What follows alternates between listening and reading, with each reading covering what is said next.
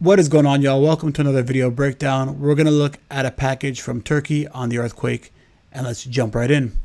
Okay, so I'm just going to run through the piece quickly, and then we're going to go into each part a bit more specifically, okay? So we have our intro. It's at night, and we're moving along, and I want to get back to this part after about how the scripting is done so well for this scene, but we'll come back to that in a second. All right, so we're still at night. We have a link or a piece to camera. Then we have some footage still at night, another link. I like these links a lot where the reporter is talking to the camera. It makes it more like we're going on a journey. So I like that element. And the reporter, Quentin, uses this device a lot in his pieces. Okay, let's move on. Okay, so we have a little interview here with one of the rescuers. Okay, drone shot, and now we're in the morning. Okay, so we must have stayed with them to the night into the morning. Now let's move along. Okay, and then back into the night. Okay, all right, let's go to the beginning. Okay, so we start off in this night shot, and really nice use of light. So obviously whoever is filming this knows that our main light's coming here. We're getting deep shadows coming out across from the people walking in front. And the camera's positioned looking into the light, so each person passing through will have the light come on and off as they're walking through. Okay. Now this scene I'm just going to let play out, and then we're going to talk about it. This man, Erdal Barras Ildirim, has emerged as a saviour. Okay, now I've seen this done in a few of Quentin's pieces, and this is what I really like, that he lets the character speak and minimizes his voice in the scripting. And now our camera is zoomed into who he is talking to, and it's somebody in the rescue site. Gives you an atmosphere of what's going on here. We have our lights here and one big caterpillar crane to help remove this rubble. So we come back here. This is seemingly going to be our character. We're going to follow through our story as he walks into the rubble site. We come back to the reporter who's going to speak to the camera again, and with a balance of light. So we have the majority of our light coming from this side and a bit of a top light from the back, with mostly darkness on his other side of the face. So it gives a sense of light of just how demanding this area is to work in and how dark it must be for the rescue workers at night. A sense of chaos for the rescuers to be climbing up through the rubble and even using the crane to come up here. And now we're going to move along again, and we have Quentin. We've tried looking in from the front. We have Quentin speaking to the camera as we're walking, explaining what is happening. Now they're going around the back of the building to see if they can find any sign of life. The floors are sandwiched tight. Only use of natural light. You know, this is probably a Sony a7S III picking up a lot of the ambient light, and all the lights here are just coming off of the rescuers' head torches. We move forward, and the rescuers are sitting around the campfire. Have some light source coming in here that's really brightening up this person's face, which the camera has noticed. And we come up for this shot here. Really even light across his face. We even have catch lights in his eyes here, and it's probably from some huge light source here that's giving light to the whole area. Shadows falling off smoothly here. And let's keep on going forward. But these are the kind of things to look out for when you're in these scenes. Everything's already chaotic, but just looking for things to make the piece aesthetic, to capture the viewer's attention and get them engaged so that the story can be told.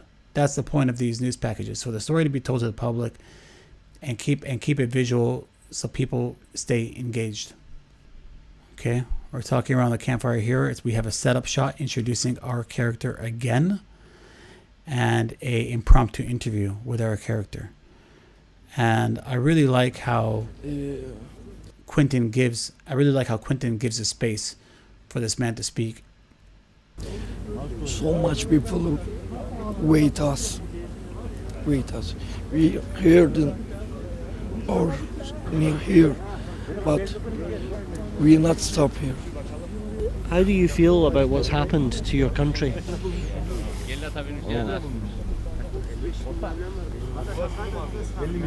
Armageddon. Armageddon. Okay, let's just back up here, because if you can see here, this shot will be a cutaway shot. There's not two cameras on set here. You have one camera that's filming the interview here.